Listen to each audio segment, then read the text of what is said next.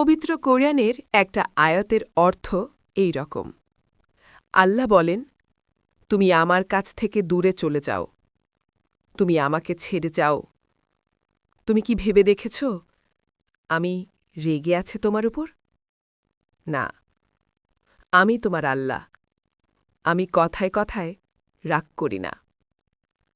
আমি তোমার সাথেই থাকি সবসময়। কারণ আমি জানি তুমি আমার কাছে ফিরে আসবে।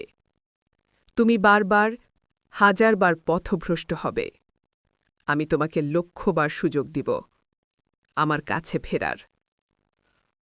তোমার পুরো জীবনটাই সুযোগ।